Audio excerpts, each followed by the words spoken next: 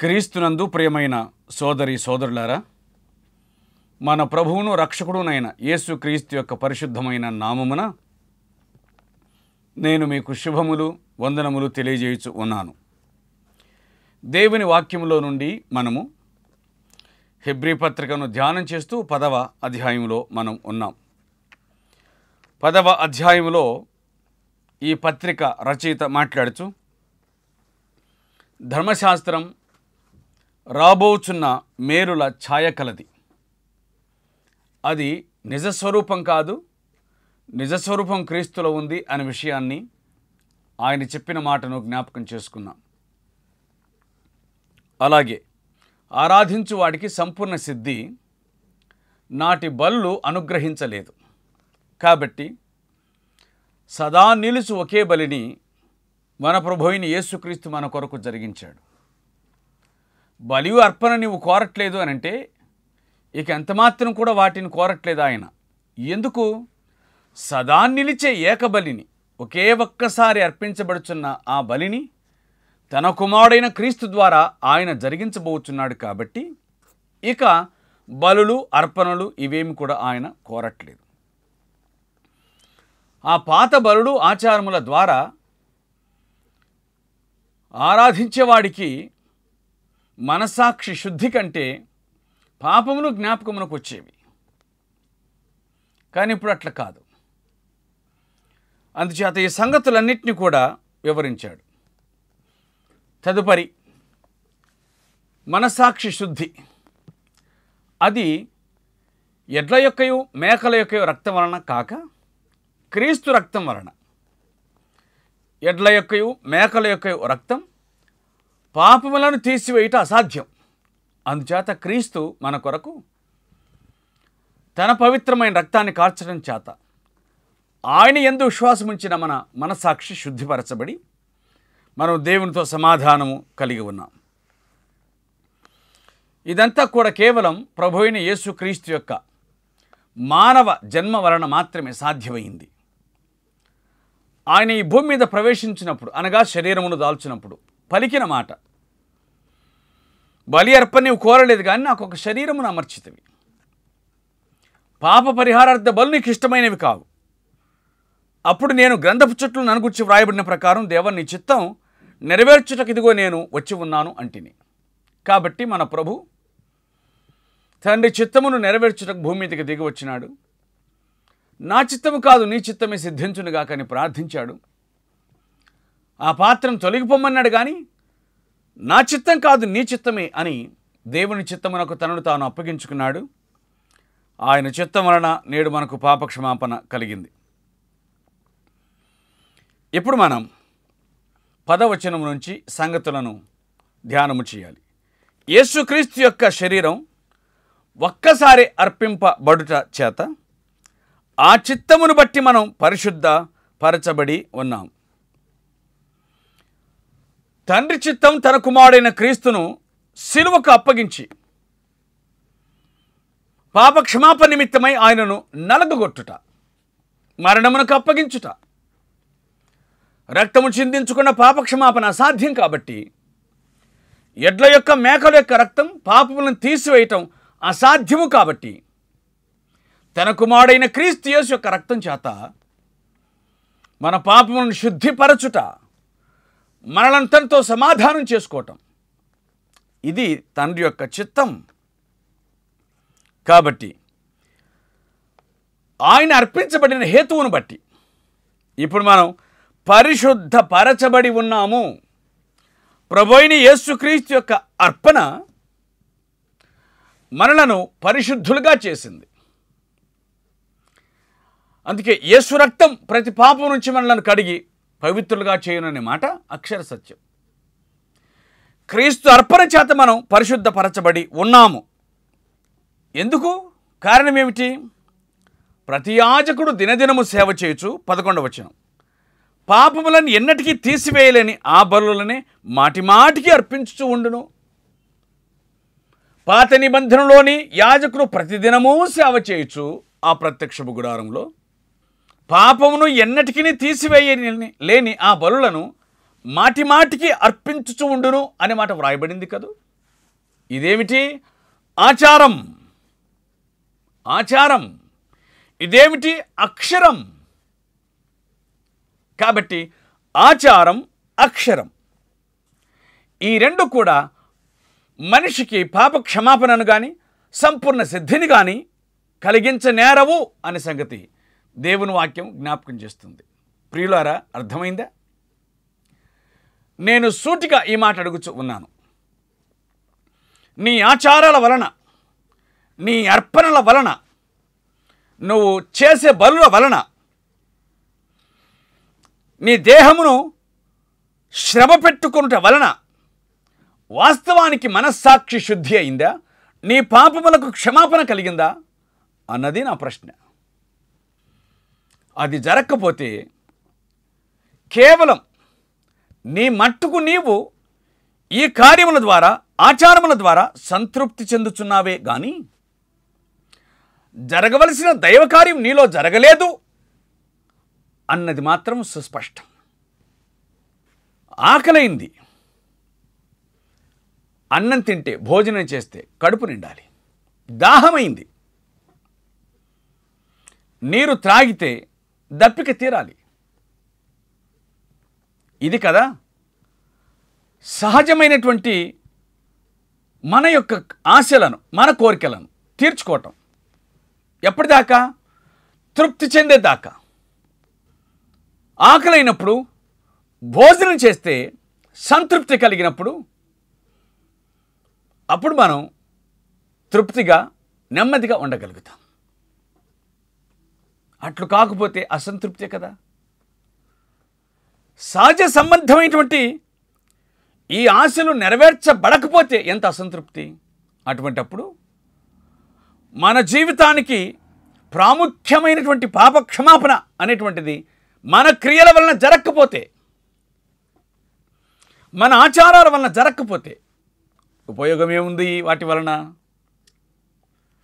నేడు మనుషులు ధనం ఖర్చు పెడుతున్నారు, దేహమును శ్రమ పెట్టుకొనుచు ఉన్నారు, ప్రయాసపడుచున్నారు, కష్టపడుచు ఉన్నారు,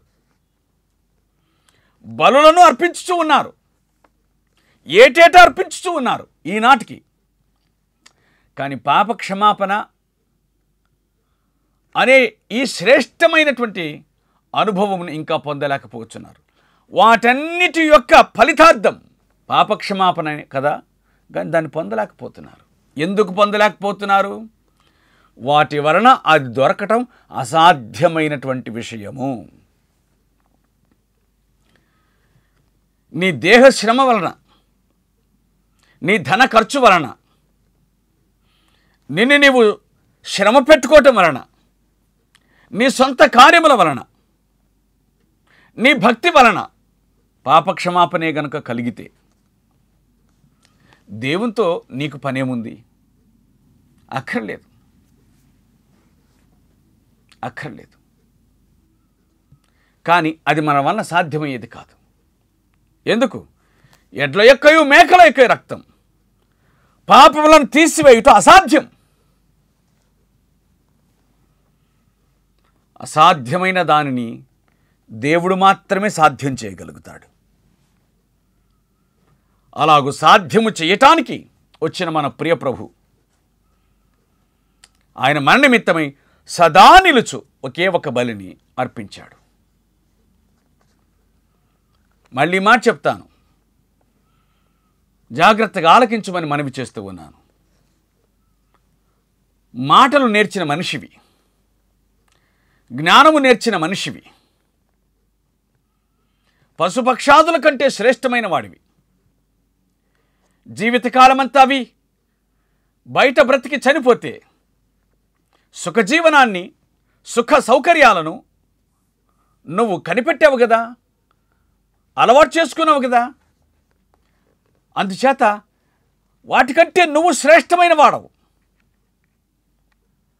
అట్టి నీ పాపక్షమాపణ నిమిత్తమై నీకంటే తక్కువైనవి అర్పించబడటం న్యాయం కాదు కదా. నీకు సమానమైనవి, నీకంటే హెచ్చైనవి, నీకంటే శ్రేష్టమైనవి అర్పించబడితేనే నీకు విమోచన, నీకు విడుదల, నీకు క్షమాపణ కలుగుతుంది. పశుపక్షాదులు, నోరు లేని జీవులు, నోరు కలిగిన నీకంటే తక్కువైనవి అన్ని విషయాలలో. నీతో సమానుడైనటువంటి వాడు మరో మనిషి నీ పక్షంగా ఒకవేళ పాపక్షమాపణ కలిగించవచ్చునేమో అనే భావన నీకు ఉండవచ్చు. కాదు, అతడు కూడా నీ బోటి మనిషే, నీ వంటి వాడే. కాబట్టి నీకోసం పాపక్షమాపణ కలిగించడానికి నీకంటే శ్రేష్టమైన వాడు కావాలి. అట్టి శ్రేష్టమైన వాడు దేవుడే, దేవుడే, దేవుడే. అంచేత దేవుడు దేహమును దాల్చి, దేవుడు శరీరధారిగా, క్రీస్తు నామధారిగా, యేసు నామధారిగా ఆయన భూమి మీదకి దిగి వచ్చినాడు. సదా నిలుచు ఒకే బలిని ఆయన తన శరీరమునందు అర్పించాడు. దానివల్ల జరిగిన ఫలితమేమిటి అనగా, అప్పటి నుంచి తన శత్రువు తన పాదములకు పాదపీఠముగా చేయబడి వరకు కనిపెట్టుచు దేవుని కుడి పార్శ్వమున ఆసీనుడాయను అని ఉంది. ఏమిటి దీని అర్థం? మన ప్రభువైన యేసుక్రీస్తు పరమును విడిచి శరీరమును దాల్చి భూమి మీదకి దిగి వచ్చాడు. భూమి మీద ఉన్న శత్రువు అపవాది శోధనను జయించాడు, పరిశుద్ధునిగా నిలిచాడు. ఇంకేమిటి? ఆయన తన పరిశుద్ధత, తన పరిపూర్ణత వలన మనల్ని కూడా పరిశుద్ధులుగా చేయుటకు, పరిపూర్ణులుగా చేయుటకు తన ప్రాణమును మన కొరకు ఆయన అప్పగించాడు. పరిశుద్ధుడు కాబట్టి మన కోసం ప్రాణాన్ని అప్పగించాడు. ప్రాణాన్ని అప్పగించాడు కాబట్టి మరణం వలన మరణం యొక్క బలము గల వారిని జయించినాడు. మరణం వలన మరణం యొక్క బలము గల వారిని జయించితేనే సరిపోదు సుమా. తాను మరణం మీద అధికారం కలిగిన వాడనని నిరూపించుకోవాలి కదా. కాబట్టి తాను తిరిగి లేచాడు. తాను తిరిగి లేవటం మాత్రమే కాదు, పరలోకమునకు ఆరోహణుడయ్యాడు. ఎక్కడి నుంచి వచ్చాడు? మరలా అక్కడ తాను ఆసీనుడు అయ్యాడు.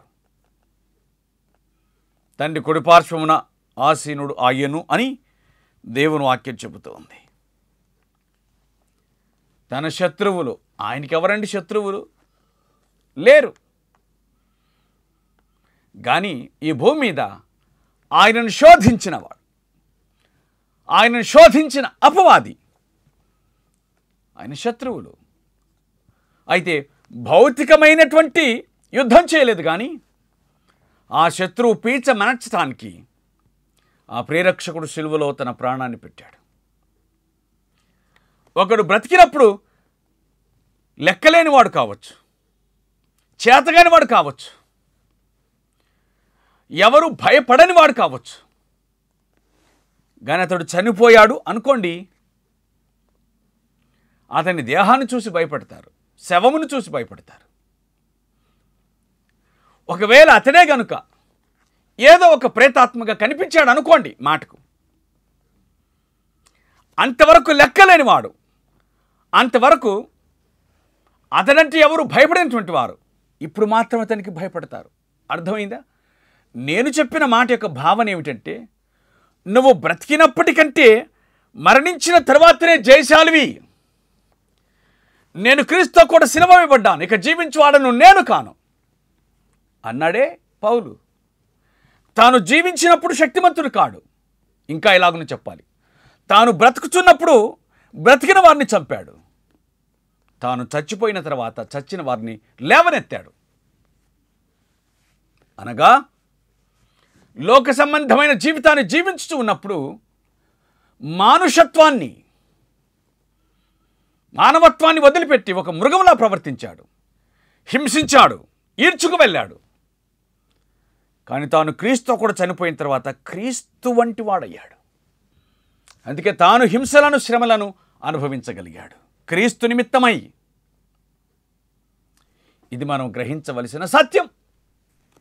నీ శత్రువును నీ పాదపీఠం, నీ శత్రువును నీ పాదపీఠంగా చేసుకోవాలి అనంటే పరిశుద్ధత, సహనం, అలాగే శరీరానుసారమైన మనస్సుకు మరణం. ఇది ఎప్పుడైతే నువ్వు రుచి చూపిస్తావో, నీ శత్రువును జయించి నీ పాద పీఠం క్రింద అణచావని అర్థం. ఆహా, జయించే ఇంత శ్రేష్టమైన విధానాన్ని దేవుని వాక్యం చెబుతుందా? జయించే ఇంత శ్రేష్టమైన విధానాన్ని దేవుని వాక్యం చెబుతుందా? అవును, ఆయన కూడా చనిపోయి సమాధి చేయబడి మృత్యుంజయుడై ఆరోహణుడై తండ్రి కుడిపార్శ్వమున ఆసీనుడయ్యాడు. తన శత్రువులను తన పాద పీఠంగా చేసుకున్నాడు. అంటే వారిని అణచివేశాడు అనేటువంటి విషయము దేవుని గ్రంథం మనకు స్పష్టం చేస్తూ ఉంది. ఎంత గొప్ప మాట! మళ్ళీ ఈ మాట చెబుతున్నాను, నా చేతులెత్తి దండం పెట్టి మాట చెబుతున్నా. మనం సహించితేనే కానీ జయించలేం. మనము సహించితేనే కానీ జయించలేం. ఈ సహనమునకు, ఓర్పునకు క్రీస్తును మాదిరిగా చూపిస్తుంది దేవుని వాక్యం. క్రీస్తు తన శరీరమునందు ఆయన శ్రమను అనుభవించాడు. మీరు నట్టి మనస్సును ఆయుధముగా ధరించుకొనండి అనే మాట ఎంత శ్రేష్టమైందండి. క్రీస్తును మనం మాదిరిగా మన హృదయాల్లో ఉంచుకొనవలసిన వారు. మర్చిపోకండి సత్యం. త్వరపడేవాడు జయించలేడు, సహించువాడు మాత్రమే జయించగలుగుతాడు. అది బైబిల్ యొక్క శాసనం, బైబిల్ చట్టం. సహనమే జయం. మనం అక్కడక్కడ గోడల మీద, స్కూల్స్ మీద శాంతం సముద్రం కంటే గొప్పది అనే మాటను చూస్తూ ఉంటాం. ఎస్, సహించుట, సహనం జయించుట. సహించినావంటే ఓడిపోయినామని కాదు, సహించినావంటే బలహీనుడమని కాదు, సహించావంటే జయించావని అర్థం. జయించడానికి బాట వేసుకుంటున్నావని అర్థం. బైబిల్ చెప్పే సత్యాన్ని అనుసరిస్తున్నావని అర్థం. తండ్రి కుడిపార్శ్వమున ఆసీనుడు ఆయను. అన్ని నామముల కంటే పై నామం, అన్ని సింహాసనముల కంటే పై సింహాసనం. ఎందుకు దొరికింది? సహించినందుకు. ఎందుకు దొరికింది? ఓర్చుకున్నందుకు. తండ్రి కుడిపార్శ్వమున ఆసీనుడాయను. అంతకంటే మించిన భాగ్యమేముందండి ప్రియులారా? 14వ వచనం, ఒక్క అర్పణ చేత ఈయన పరిశుద్ధపరచబడు వారికి సదాకాలమునకు సంపూర్ణులుగా చేసి ఉన్నాడు. మళ్ళీ మాట చదువుతున్నాను, హెబ్రీ 10:14. ఒక్క అర్పణ చేత ఈయన పరిశుద్ధపరచబడు వారిని సదాకాలమునకు సంపూర్ణులుగా చేసి ఉన్నాడు. సదాకాలం నిలిచి ఒక బలిని అర్పించి ఉన్నాడు. సదాకాలమునకు సంపూర్ణంగా చేసి ఉన్నాడు. ఒక్క అర్పణ చేత, ఒక్క బలి చేత, అర్పించబడిన తన బలి చేత సదాకాలమునకు నిలుచు సంపూర్ణతను ఆయన అనుగ్రహించి ఉన్నాడు. అంటే యేసుక్రీస్తునందు విశ్వాసం ఉంచిన వారు వెంటనే సంపూర్ణులైపోతున్నారా? కాదు. సంపూర్ణుల మగుటకు సాగిపోవచ్చు ఉన్నాం. పాపక్షమాపణ పొంది ఉన్నాం. ఎస్, పాప మీద జయం మనకు అనుగ్రహించబడుతుంది. పాపం యొక్క మనసాక్షి మనకు చాలా ఎక్కువగా ఉంటుంది. దాని స్పర్శ మనకు అర్థమవుతుంది. అంచేత పాపమును ప్రక్కకు నెట్టుచు జీవించడానికి వీలు కలుగుతుంది. అలాగున మనం పరిశుద్ధపరచబడటానికి సాగిపోవచ్చు ఉన్నాం. అది దాని అర్థం. ఒక్క అర్పణ చేత మన ప్రభువైన యేసుక్రీస్తు సదాకాలం నిలుచు ఒక్క బలిని ఆయన అర్పించడం మాత్రమే కాకుండా సదాకాలమునకు మనల్ని సంపూర్ణంగా చేసి ఉన్నాడు. ఈ విషయమై పరిశుద్ధాత్మ కూడా మనకు సాక్ష్యమిచ్చుచు ఉన్నాడు అంటే అర్థం ఏంటి? పరిశుద్ధాత్మ కూడా సాక్ష్యం ఇచ్చుచున్నాడు అని అనగా పరిశుద్ధాత్మను రాయించిన మాట ద్వారా. ఇర్మియా గ్రంథం 31వ అధ్యాయం 34వ వచనంలో వ్రాయబడినటువంటి మాటలు, ఆ దినములైన తరువాత నేను వారితో చేయబో నిబంధన ఇదే, నా ధర్మ విధులను వారి హృదయం అందుంచి వారి మనస్సు మీద వాటిని వ్రాయుదును. ఇంతకుముందు పలకల మీద రాశాడు, ఇప్పుడు మనసుల మీద వ్రాస్తాడు. ఇంతకుముందు పగిలిపోయే వాటి మీద రాశాడు, ఇప్పుడు పగిలిపోని మనసుల మీద రాస్తాడు. ఇంతకుముందు గట్టి పలకల మీద రాశాడు, ఇప్పుడు మెత్తని మనసు మీద రాస్తాడు. ఇంతకుముందు ఇది చెరిగిపోయే రాత, ఇది చెరిగిపోని రాత. ఈ మొదటి దానికోసమని పాతదాన్ని ఆయన కొట్టివేయుచున్నాడు. ఇక వారి పాపములను వారి అక్రమములను ఎన్నటికిని జ్ఞాపకమునకు తెచ్చుకొనను అని ప్రభు చెప్పుచూ ఉన్నాడు. దేవునికి స్తోత్రము కలుగునుగాక. వీటి క్షమాపణ ఎక్కడ కలుగును అక్కడ పాప పరిహారార్థ బలికను ఎన్నడును ఉండదు. పాప క్షమాపణే గనక పొందితే బలి అవసరత ఏముంది? ఇంకా లేదు. యేసుక్రీస్తు ప్రభు యొక్క బలి మన పాపములను క్షమించగలుగుతుంది. ఎప్పుడు మనకు క్షమాపణ దొరికిందో ఇక తర్వాత పాప పరిహారార్థ బలి మనకు అక్కర లేదు. ఎంత గొప్ప మాట చెప్పాడండి. ప్రియులారా, ఈ సంగతులను ఒకసారి నేను మీకు గుర్తు చేసి ముగిస్తాను. ప్రభు అయిన యేసుక్రీస్తు ద్వారా, ఆయన బలి ద్వారా మనకందిన ఫలితం పాపక్షమాపణ. అది సంపూర్ణమైన పాపక్షమాపణ, సదా నిలుచు పాపక్షమాపణ, మనల్ని సదా పరిశుద్ధులనుగా చేసినటువంటి కార్యం. అంచేత ఇక మీదటనైనా సరే ఈ మాటలు విన్న తర్వాతనైనా క్రీస్తు యేసు ప్రభువును మీ సురక్షకునిగా అంగీకరించి సదా నిలుచు పాపక్షమాపణను పొందాలని, మాటి మాటికి అర్పించేటువంటి బలులను విస్మరించాలని, విసర్జించాలని, విడిచిపెట్టాలని ప్రేమతో మనవి చేస్తూ ఉన్నాను. అలాగే అవి మాటి మాటికి జ్ఞాపకానికి వస్తాయి. ఇది జ్ఞాపకమునకు రాని ఏకైక బలి. ఇది నిరంతర పాపక్షమాపణను కలిగించు బలి. ఇంకా క్రీస్తును ఆశ్రయించకపోతే ఈయనను ఆశ్రయించి అట్టి బలిని ఆశ్రయించి పాపక్షమాపణను పొంది పరిశుద్ధులు కావాలని ప్రేమతో మనవి చేస్తూ ఉన్నాను. అట్టి కృపను ప్రభువు నీకు అనుగ్రహించి దర్శించునుగాక. ఆమేన్. ప్రార్థన చేద్దాం. సర్వకృపానిధియు మిక్కిలి కనికరమును అత్యంత దయ జాలి కలిగిన మా తండ్రి, మీకు స్తోత్రాలు. ఈ సమయమునందు మీరు మాకు అనుగ్రహించిన మీ వాక్యం కొరకై కృతజ్ఞతాస్తుతులు చెల్లిస్తూ ఉన్నాం. మీ కుమారుని ద్వారా మాకు అనుగ్రహించిన శాశ్వత బలిని బట్టి, శాశ్వత పాప నివారణను బట్టి, పరిశుద్ధతను బట్టి, రాబోయే పరలోక రాజ్యమును బట్టి మీకు స్తోత్రాలు. ఇట్టి స్థితిని పొందిన వారిని బట్టి వందనాలు. వారు తమ పరిశుద్ధతను కాపాడుకుంటకు సహాయం చేయండి.